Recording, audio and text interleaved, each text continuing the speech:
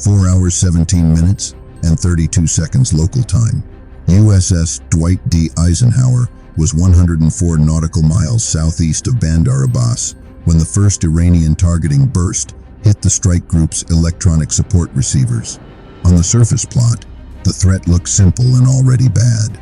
12 one-way attack drones from bearing 0, 1, 8, 6 sea-skimming cruise missiles from bearing 341, and 4 fast contacts, still below firm classification, moving out of the coastal clutter at 46 knots. The carrier had just launched the first combat air patrol of the Blockade operation 11 minutes earlier. Its outer screen was still stretching into position. The danger was immediate. If even one cruise missile reached the flight deck, the blockade could end before sunrise.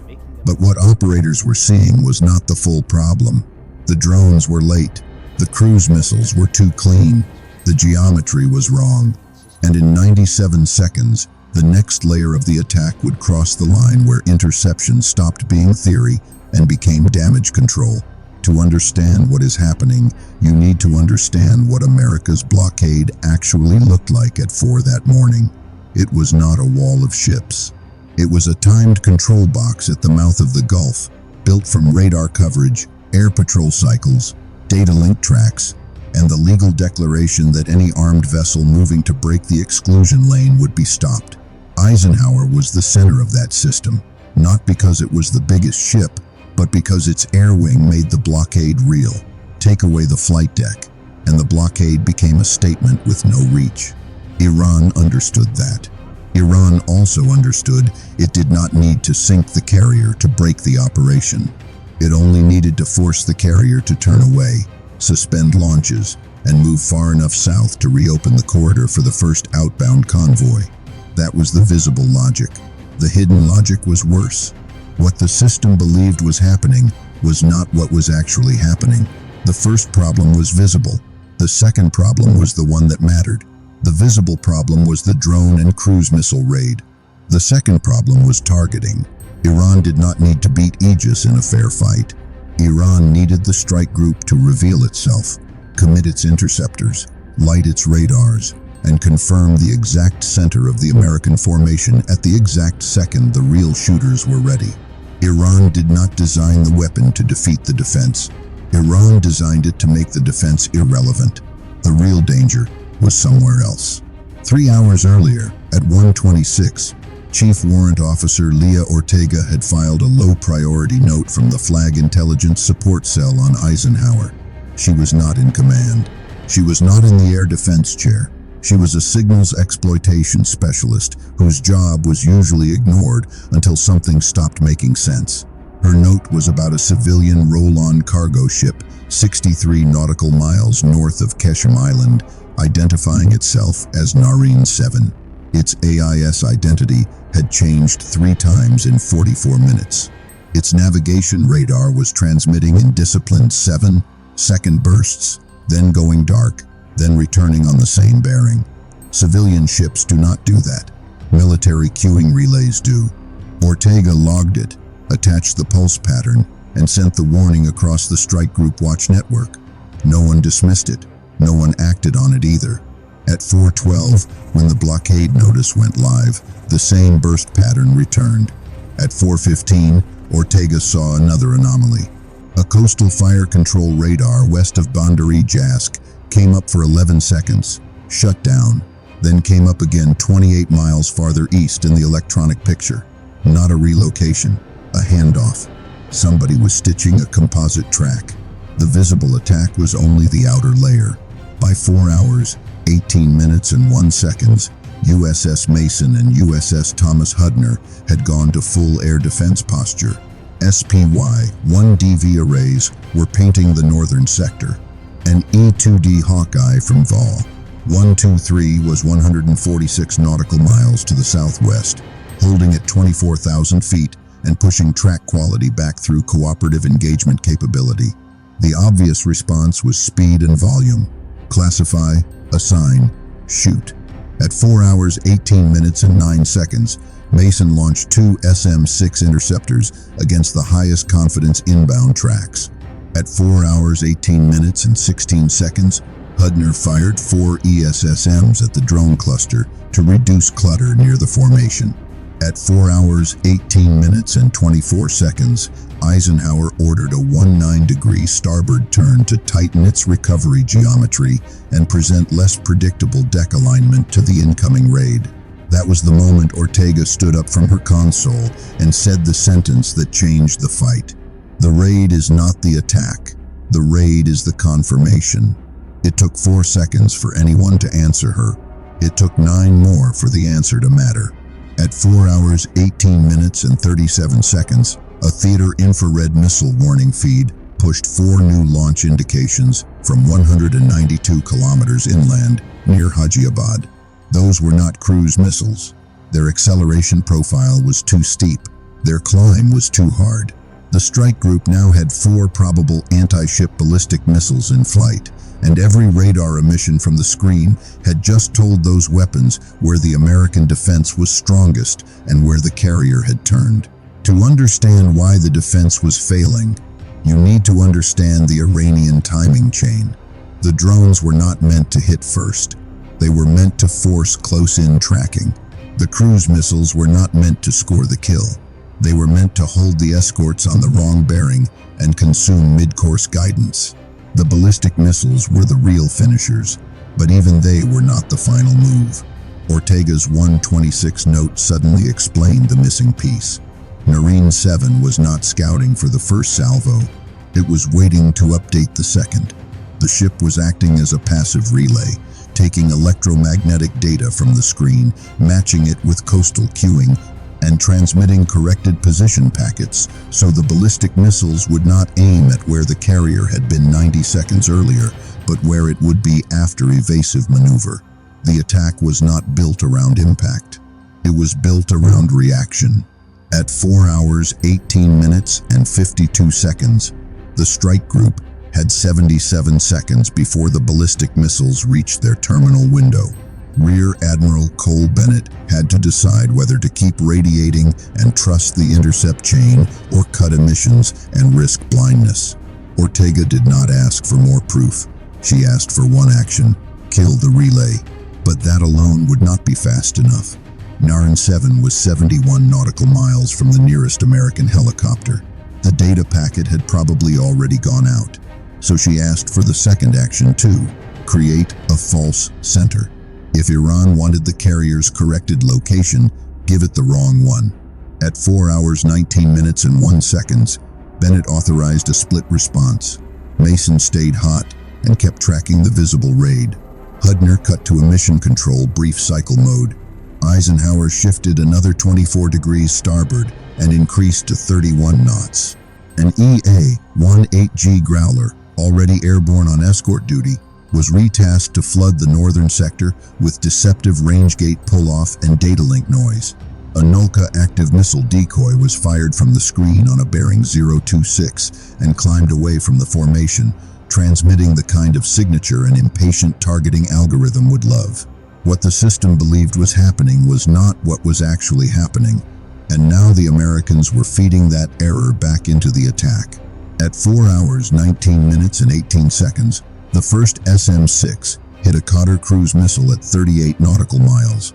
At 4 hours, 19 minutes, and 23 seconds, a second interceptor missed clean because the target had been spoofed by clutter off Keshem. At 4 hours, 19 minutes, and 29 seconds, 2 ESSMs killed 2 drones, but 7 more kept coming. At 4 hours, 19 minutes, and 34 seconds, the Hawkeye crew reported the ballistic tracks beginning to separate, not toward the ship's live center line, but toward a 0.8 nautical miles east of Eisenhower's actual position. Ortega had been right, but only partly. The decoy had pulled 2 missiles. 2 were still holding the old geometry. The first problem was visible. The second problem was the one that mattered. The first problem could still be shot down. The second problem had to be made stupid. At 4 hours, 19 minutes, and 41 seconds, Bennett released the one option commanders hate because it feels like surrendering initiative: go darker. Mason cut from full continuous track to interval painting. The Hawkeye held the air picture. The Growler kept jamming. Eisenhower dumped speed to 27 knots for 18 seconds, then accelerated again, forcing the ballistic solution to chase a target that no longer matched its last valid update. At 4 hours 19 minutes and 56 seconds, the 4 Iranian missiles entered terminal descent. The first 2 came down on the Nulka Falls Center and detonated 1.4 nautical miles apart, throwing fragmentation into empty water. The third was engaged by an SM-6 at 21 nautical miles and broke up into 3 burning sections, none of which struck a ship. The fourth was the danger Ortega had feared from the start. It had not been lured by the decoy. It had not lost the old position. It was descending on the place where Eisenhower should have been if the carrier had maintained its original turn and speed. But at 4 hours 20 minutes and 7 seconds, the ship was not there. The missile hit 612 yards off the port quarter, detonated in the water column, and showered the stern with fragments. One fragment punctured a deck-edge equipment enclosure. Another cut a fuel service line on the flight deck. No aircraft burned. No catapult was lost. 3 sailors were wounded by splinters. The carrier stayed in the fight. That should have been the end of the crisis. It was not. The visible attack was only the outer layer. At 4 hours 20 minutes and 11 seconds, the 4 fast contacts that had been buried in clutter finally resolved on infrared and surface search. They were not patrol boats. They were explosive drone boats, each carrying an estimated 280 kilograms of shaped charge and driving for the gap between Hudner and the carrier's projected wake. The real danger was somewhere else. Iran had expected the ballistic strike to force Eisenhower into a defensive turn and slow the screen. The drone boats were timed to hit the recovery lane during the confusion. What survived or died in the next 3 minutes would depend on whether the strike group kept fighting the picture it first saw or the attack it had actually entered. Ortega had one more piece from her ignored note. Naran 7 had not only pulsed radar, it had transmitted on a commercial satellite uplink at precisely 4 hours, 16 minutes and 40 seconds and 4 hours, 19 minutes and 4 seconds. Those timestamps matched the start of the raid and the ballistic update window. If the relay had a third role, it was probably surface guidance for the explosive boats. Bennett did not wait for committee discussion.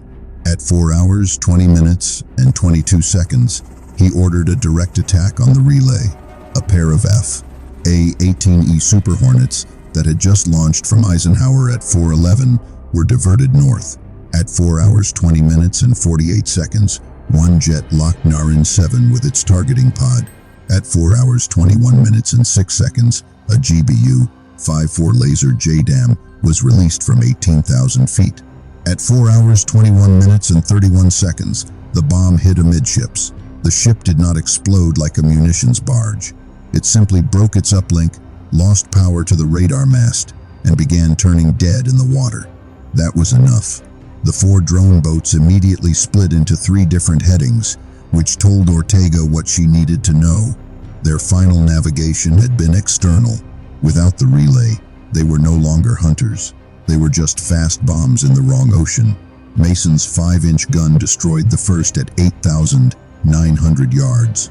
Hudner's MH-60R Seahawk hit the second with an AGM-114 Hellfire at 4,200 yards. The third was cut apart by a burst from Phalanx CIWS at 1,700 yards. The fourth kept coming.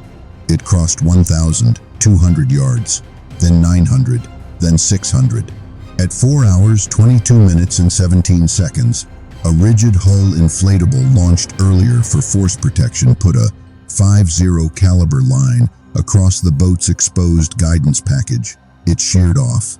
The drone boat veered 38 degrees, missed the carrier's wake by 73 yards, and detonated harmlessly 11 seconds later. By 4 hours, 23 minutes and 2 seconds, the original drone wave was down to 2 surviving air contacts, both out of position and losing guidance under Growler jamming. One crashed into the water.